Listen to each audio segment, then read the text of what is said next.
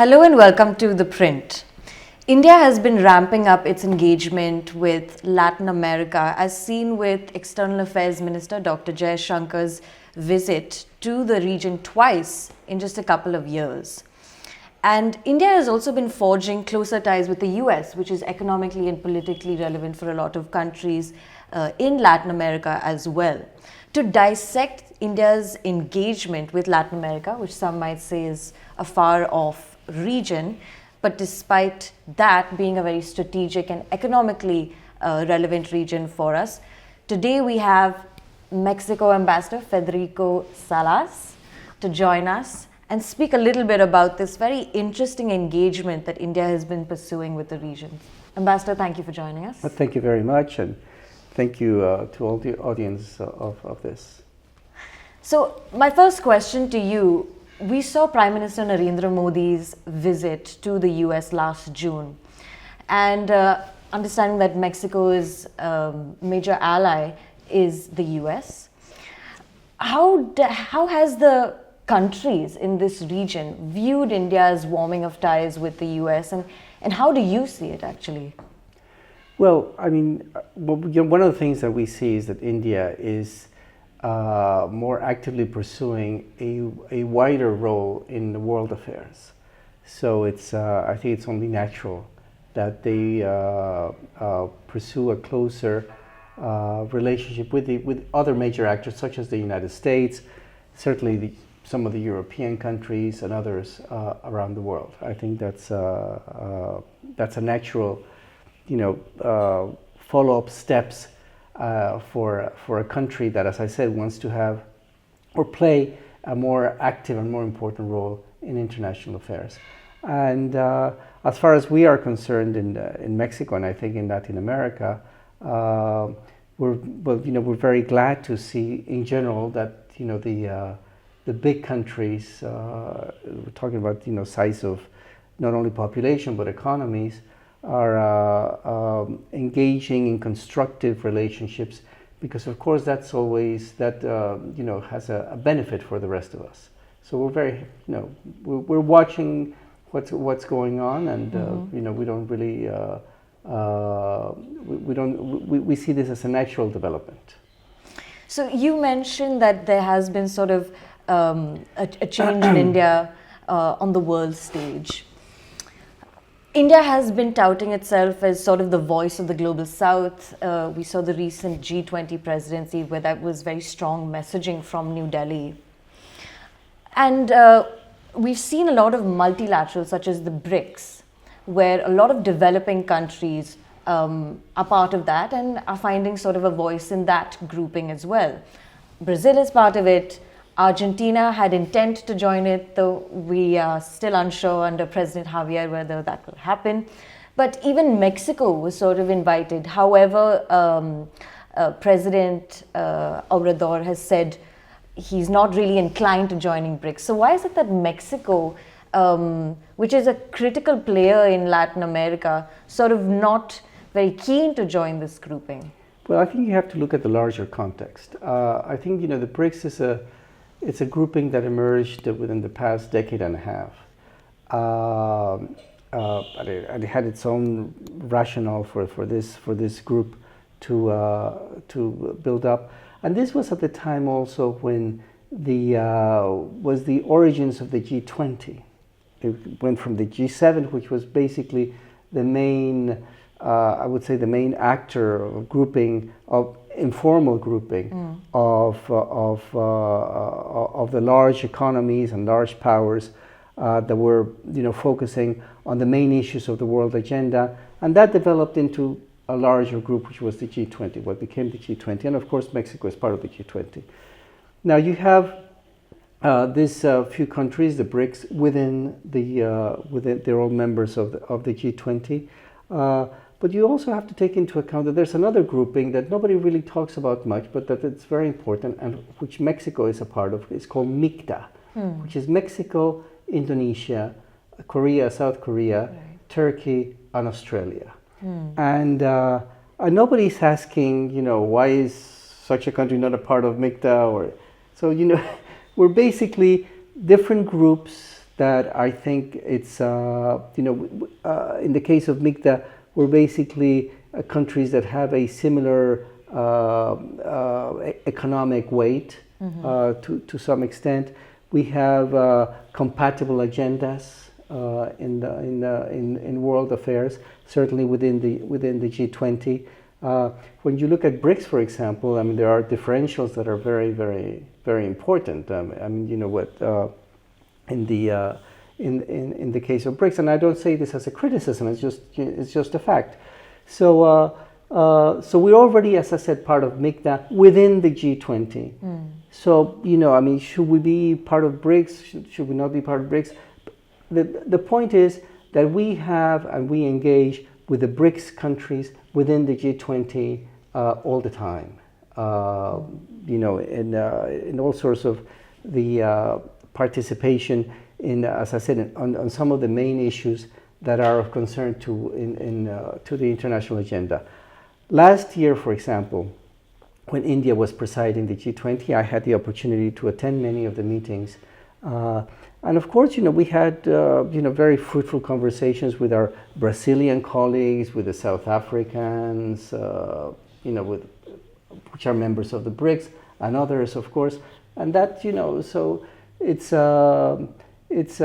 have a constant engagement with them. So it's not a question of whether, you know, should we be part, should we not be part, or, you know, why should a country be part of our group? I mean, as I said, the focus should be as to how these different groups of countries, informal groups of countries, are, what are we doing to make the common agenda that we have move forward. That's basically what I would say. Mexico is also one of the first countries in Latin America that recognized independent India and established bilateral ties with independent India. That's correct, yes. So why is it that India and Mexico have not upgraded their relations to a strategic partnership? Yeah. Well, as you correctly said, we've had a long-standing relationship with India since its independence and since it became a republic a few years later in 1950. We were the first Latin American country, as you correctly stated, to establish diplomatic relations with India. And ever since, we've had a very close relationship. In the first decades, I would say, of independent life of India, most of our engagement had to do with in multilateral forums. But of course, in the past 2 decades or so, the bilateral relationship has become, a very strong one and a heightened one. We have now what is called a privileged relationship, and certainly the idea of upgrading the relationship to a strategic one is there on the agenda. But the one thing that needs to happen for the upgrading is for the two leaders of the countries to meet, and that has not happened yet.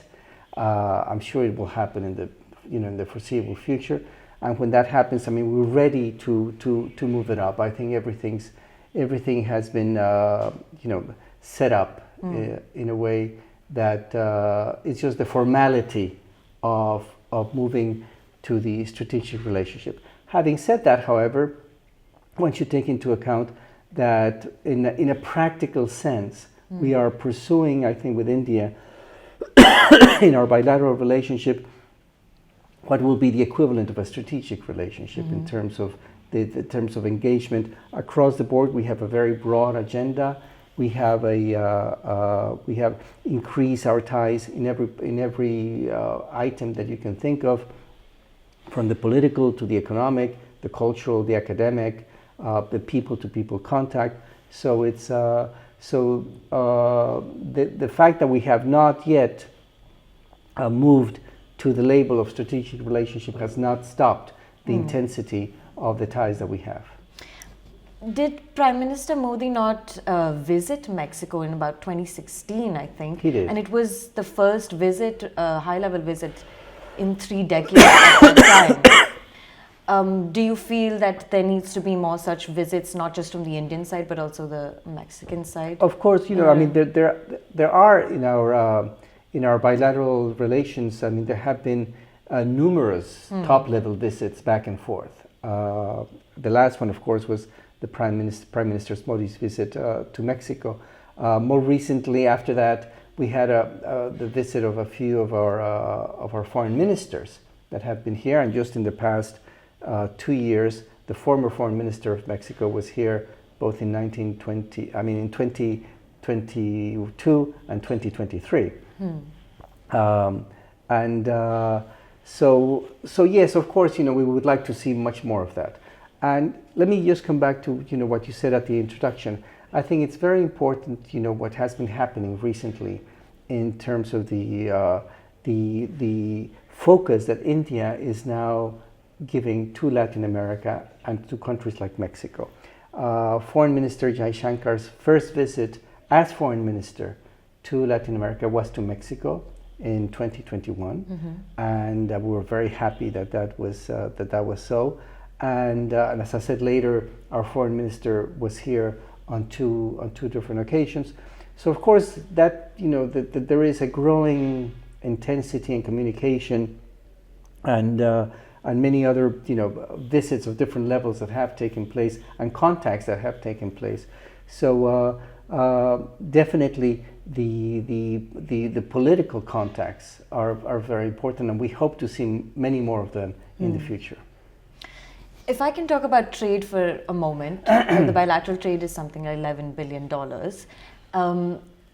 Sort of to spur that on, we're seeing India also pursue FTAs, free trade agreements, with other countries in Latin America, for example, Peru, where India has a keen interest in its critical mineral resources. There were reports that India is also looking at Mexico for an FTA. Is there any progress on that? Could you throw some light on that? Well, we're open to the idea of, in order to take the step towards negotiating an FTA, first we have to sit down and kind of set up like what you would call a study group, right, to determine what are the feasibility of an FTA, what will be the areas of negotiation, and what advantages will come out of something like this. And we're certainly open to that possibility. There had been some talks with India before the pandemic, but then of course the pandemic got in the way, and we haven't really taken the additional steps. And we know that India has been now engaged in certain negotiations. We have been engaged in other negotiations on our side. So it's been very difficult for the negotiating teams to find the time to actually, sit down and look at this. But what is, I think, important is that, as you said, that the level of our trade relationship was very high before the pandemic. We were the first trading partner of India in Latin America. Right. And we have recovered that after the pandemic. And India is now one of our, within our top 15 trading partners in the world. So, it's interesting to note that in spite of the fact that there's no FTA between Mexico and India, there is a very healthy trade relationship and a growing trade relationship. And also additionally, and I think very important, the investments in both directions are very high, and especially from India to Mexico. We have now in Mexico over 200 Indian businesses that are settled in Mexico, that are doing very well, that are growing. Some of them are expanding their investments. Mahindra is one very good example. Mahindra, Tata, all the big names are there, but also some others which may not be the big corporate names that we identify with India, but nevertheless are very important. Right. There's about 26 Indian pharma companies based in Mexico, also doing business in Mexico, not just selling things to Mexico, but actually doing business in Mexico. And the sectors are tremendously wide. It goes, from technology, from the automobiles, from tequila. Tequila. Last year, the consumption of tequila in India doubled, yes. And we're very glad to see that. Still, when you look at the larger picture, the consumption of tequila in India just represents a very small percentage of world consumption. So, but nonetheless, here it doubled. So I'm very happy to see that Indians are enjoying tequila, and hopefully they will enjoy it even more in the foreseeable future, and bring those numbers up and keep drinking tequila. So recently at a conference that you were speaking at along with other ambassadors from Latin American countries, you mentioned this. I tweeted about it because you had also said, keep drinking India. And Yes. that garnered a lot of traction online. So yes, a lot more can be done on the trade front, but as you've said, you've recovered that position as India's top trading partner in Latin America, and let's see where it goes going forward. Now, I wanted to also ask you, recently, the Indian government, the Modi government, inaugurated the Ram temple in Ayodhya.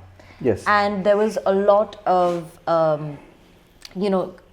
great response from the diaspora across the world, including in Mexico, which actually got its first Ram temple with an idol from India, and that was tweeted and went rather viral. So how did you see this development? Well, Mexico, we have a very tolerant attitude to all religious manifestations that exist in Mexico. We're a predominantly Catholic country, right, as you know, but there are other religions that are present in Mexico, and there are temples, mosques, synagogues, etc., from other groups, and so welcome that the Indian diaspora has opened its temple there. And I guess my last question to you, since this is after all an Ambassador Diaries, and we like to also get into the personal connection with the ambassador we're speaking to, what has been some of your highlights since you came to India? I believe it was 2019 when you came. 2019, yes. So what has been some of your highlights since living in Delhi, India? Have you traveled much? I have traveled quite a bit in India, and I just came back this past weekend. I was in Tamil Nadu, went to visit Mahabalipuram. Let me tell you this. I was, before coming to India, I was Mexico's ambassador to UNESCO. And one of the things that I have committed myself to do during my tenure here in India is to visit, if not all, at least most of the World Heritage sites that India has in the UNESCO World Heritage List. So I think I have visited almost all, not all yet. Okay. So the last one on the up in my that I've checked is Mahabalipuram. So, and I hope to still do many more of those in So what's left on your in the next few months. There's a few, especially some of the natural sites, like the Ghats in Kerala, for example. And I'm sure some of the new archaeological sites. Last year, one was inscribed with the support of Mexico, the Hoysala sites I believe also in Karnataka. In Karnataka, where I'm incidentally from. Oh, excellent. Yes. So I haven't been there. So there's a few that are there, but I think that one of the most amazing things in my experience in India, I mean, aside of course from this enormous richness of cultural richness that exists in this country, is also some of the not what we call the intangible ones. And 2 years ago, I went to a visit that was organized by the Foreign Ministry, and Minister Jaishankar went with us with a few other ambassadors to the Garba in Gujarat. And for me, that was one of the most impressive things I've ever seen. And it was just overwhelming to see almost 40,000 people dancing together, going around in this circle with the rhythm and the color and the happiness that was there. That was truly something quite remarkable, and it's one of my best memories that I will take from India. Well, thank you, Ambassador, for taking the time out to speak to ThePrint as part of our special Ambassador Diaries series. We hope to have you on again sometime in the future. Thank you very much. My pleasure.